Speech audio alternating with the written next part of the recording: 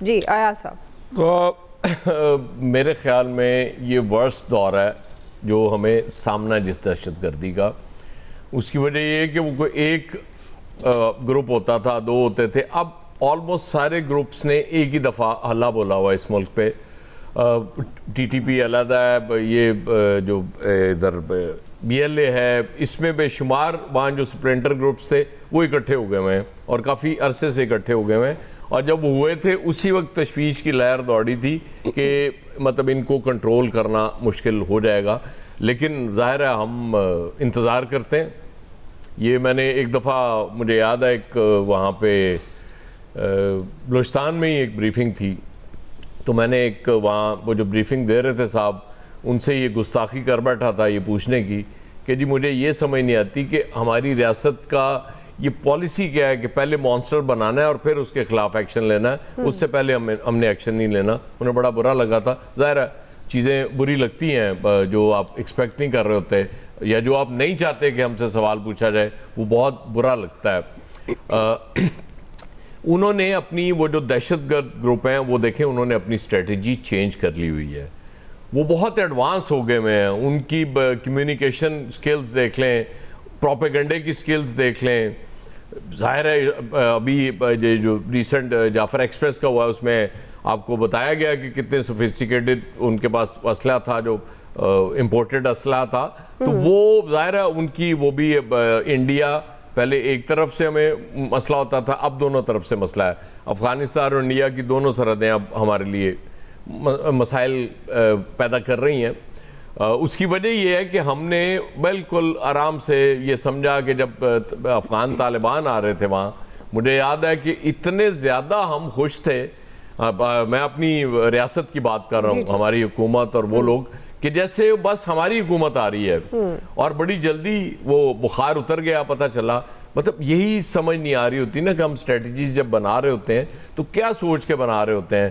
ہمارے پاس کیا plan be نہیں ہوتا کہ بس ٹھیک ہے جی یہ افغان طالبان تو اب ہماری حکومت آ جائے گی نا، اب ہمارا وہاں سکہ چلے گا، ہم وہاں ڈکٹیٹ کریں گے جو چاہیں گے. لیکن وہ بڑی جلدی پتہ چلتا ہے کہ نہیں، یہ بھی آپ کے ہاتھ سے نکل گئے. تو اس طرح سے معاملات نہیں چلا کرتے.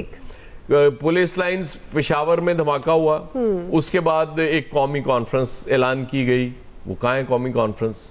پھر کوئٹہ میں پرائم منسٹر صاحب نے اے پی سی اناؤنس کی، وہ کہاں ہے اے پی سی؟ یہ اب سیکیورٹی کمیٹی کی میٹنگ ہو رہی ہے، ٹھیک ہے، بہت اچھی بات ہے، لیکن اس سے کیوں آپ کو خطرہ ہے؟ قومی اتحاد کی جب بھی بات ہوتی ہے، یہ فوری طور پہ نون لیگ کے سارے وزیر آ جاتے ہیں یہ کہنے کہ یہ ملک دشمن جماعت ہے، عمران خان کی ایسی کی تیسی، اس کو نہیں آنا چاہیے، یہ نہیں ہونا چاہیے، وہ نہیں ہونا چاہیے. اب مجھے نہیں سمجھ آ رہی کہ اس میں اصل رکاوٹ کون ہے.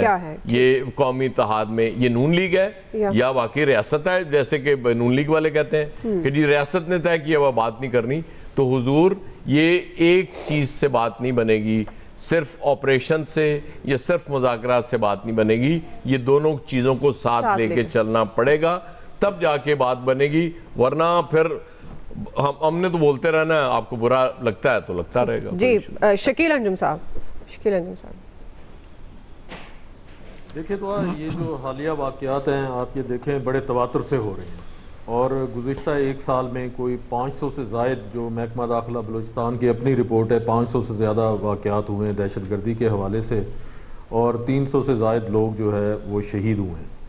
تو آپ یہ دیکھیں کہ اس کے پیچھے جو بلوچستان میں یہ کوئی آزادی کی تحریک یا بی ایل اے، یہ کوئی نئی بات نہیں ہے. یہ کئی دہائیوں کا سلسلہ ہے جو شروع ہے. لیکن اس میں جو اس وقت تیزی آئی ہے اس کی ایک وجہ تو یہ ہے کہ جو افغانستان سے امریکہ گیا ہے اور وہاں پر جدید ترین اسلحہ چھوڑ کر گیا ہے، اور اس کو پھر انڈیا نے کس طریقے سے کیپچر کیا ہے اس ساری صورتحال کو. اور ہمارے جو وزراء ہیں سوائے رانا ثناء اللہ کے، میرا خیال ہے اور کسی نے یہ بات نہیں کی کہ راہ جو ہے وہ اس ساری دہشت گردی کی ماں ہے، اور وہ ایک ہی جماعت کے اوپر بلیم گیم جو جاری ہے، میرا خیال ہے اس کو ختم ہونا چاہیے، اور جو اصل مسئلہ ہے اس کی طرف آنا چاہیے کہ اس کی وجوہات کیا ہیں. انڈیا جو ہے وہ آپ دیکھیں کہ بلوچستان میں آج سے نہیں بلکہ کئی دہائیوں سے جو ہے اس کی انویسٹمنٹ جاری ہے. اس کے لوگ یہاں آتے ہیں، دہشت گردوں کو سپورٹ کرتے ہیں، فنڈڈ کرتے ہیں. یہ جو بی ایل اے کے نام نہاد لیڈر بنے ہوئے ہیں، ان کو انڈین پاسپورٹ جاری ہیں، ایون دین کہ ان کی فیملیز تک کو وہاں پر رکھا ہوا ہے، لیکن ہماری جو حکومت ہے اس طرف آنے کی بجائے وہ جو ہے ایک دوسرے کے اوپر جو ہے الزامات کا راستہ انہوں نے اختیار کیا ہوا ہے، اور خاص طور پر امریکہ جس کے لیے ہم دہشت گردی کی جنگ کا شکار ہوئے، اور ابھی ہم نے ان کا مطلوب بندہ پکڑ کر بھی ان کے حوالے کیا، تو اس کے بعد نتیجہ یہ نکلا ہے کہ پاکستان پہ تو سفری پابندیاں عائد کی جا رہی ہیں۔ بھارت جو کہ پوری دنیا اور پاکستان میں دہشت گردی کی کارروائیوں میں ملوث ہے، اس کے حوالے سے نہ تو دبئی نے ان کے شہریوں پر پابندی عائد کی ہے، نہ ہی امریکہ نے کسی قسم کی پابندی عائد کی ہے، تو خمیازہ جو ہے وہ پاکستان اور پاکستان کی قوم بھگت رہی ہے۔ تو اس کے لیے میرا خیال ہے نیشنل ایکشن پلان کی ضرورت ہے، اور ٹارگیٹڈ آپریشن کی بھی ضرورت ہے، اور اس کے ساتھ ساتھ جو مذاکرات کی بات کی جا رہی ہے، تو مذاکرات کن سے کیے جائیں؟ جو لوگ پہاڑوں پر چڑھے ہوئے ہیں، کیا ان سے مذاکرات کیے جائیں؟ وہ تو کسی قسم کی بات چیت کرنے کے لیے تیار نہیں ہے۔ تو اس کے لیے ضروری ہے کہ تمام جماعتوں کو جو ہے وہ اکٹھا ہونا چاہیے، اور ملک اور قوم کے بارے میں سوچنا چاہیے، اپنی سیاسی پوائنٹ سکورنگ کو ایک طرف رکھیں۔ اس وقت جو صورتحال ہے وہ انتہائی مشکل اور گھمبیر ہے۔ آپ یہ دیکھیں کہ جس تواتر سے واقعات ہو رہے ہیں پہلے ماضی میں دیکھنے کو نہیں ملے تھے، اور خاص طور پر جو جعفر ایکسپریس کا واقعہ ہوا ہے اس نے میرا خیال ہے پاکستان کی جو بنیادیں ہیں وہ بالکل ہلا کے رکھ دی ہیں، اور اگر اسی قسم کے حملے ہوتے رہے تو میرا خیال ہے کہ ہمارا جو ہے سروائیول مشکل ہو جائے گا۔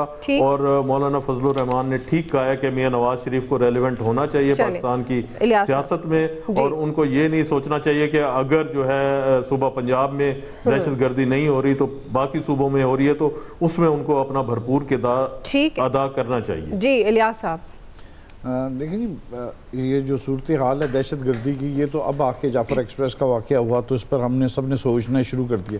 یہ کافی 2004 کے آخر سے یہ شروع ہوا تھا، تو تمام فوج تو اپنے آپریشن وغیرہ کر رہی ہے، مسلسل بارڈر کی سیکیورٹی وغیرہ کر رہی ہے، سارا کام ادھر جاری تھا جو بھی ہے، اس کے لیے کئی آپریشن کامیاب بھی کیے، سیکیورٹی ایجنسیز نے، انٹیلیجنس نے کئی ان کے جو ہے تھے دہشت گردی کے جو حملے تھے وہ ناکام بھی بنائے ہیں، اس میں ان کی کامیابی ہے۔ لیکن یہ دیکھنا چاہیے سیاسی جماعتوں کو کیوں نہیں اکٹھی بیٹھتی ہیں، کیوں نہیں قومی سوچ پیدا کرتی ہیں۔ اس کے لیے دیکھ لیں ابھی بھی بیانات جو دینے کے لیے بھی دیکھیں باری آ رہی ہیں، جس طرح شہادتیں ہوئی ہیں، تو انہوں نے ایک سوچ پیدا کرنی چاہیے، مل کے بیٹھنا چاہیے۔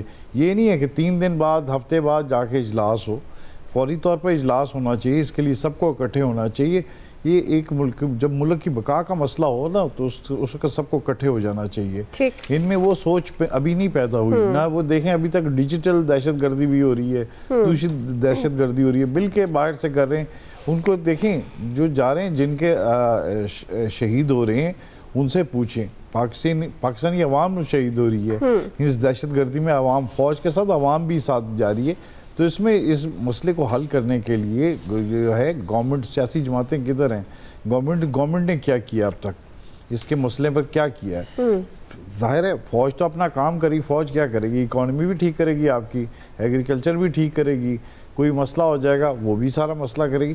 لیکن اس وقت قومی جو سوچ ہے اس کو ایک ڈیولپ کرنا چاہیے، اور سب کو ایک دوسرے پر بجائے تنقید کرنے کے بیٹھ کے ان کے بارے میں بات چیت کرنی چاہیے، اور دنیا کو بتانا چاہیے کہ اس کے پیچھے کون ہے، اس ایجنڈے کے پیچھے کون ہے، پاکستان کی 2 سرحدیں کس طرح لگے رہی، پاکستان کو کس طرح نقصان پہنچایا جا رہا ہے۔ تو یہ جو واقعات ہیں یہ معمولی نہیں ہیں، یہ گورنمنٹ کو پہلے بہت عرصہ پہلے اس کے لیے چاہیے تھا کہ قومی سلامتی کونسل کا جو اجلاس بلا رہے پارلیمانی کمیٹی کا، یہ پہلے بلا لینا چاہیے تھا، اور اس پر بیٹھ کے جو ساری اسٹریٹجی بناتے کہ کیا لاہ عمل طے کرنا چاہیے تھا۔ ٹھیک ہے الیاس صاحب، آپ کا پوائنٹ ناظرین بریک کی طرف جا رہے ہیں جی، بریک سے واپس آئیں گے۔ ہمارا دوسرا بڑا سوال، پی ٹی آئی کو گرینڈ اپوزیشن الائنس کا چیلنج درپیش ہے۔ ہم سوال یہ اٹھا رہے ہیں کیا حکومت مخالف تحریک کے لیے پی ٹی آئی اور مولانا کا اتحاد ہو پائے گا؟ رائے لیتے ہیں بریک کے بعد۔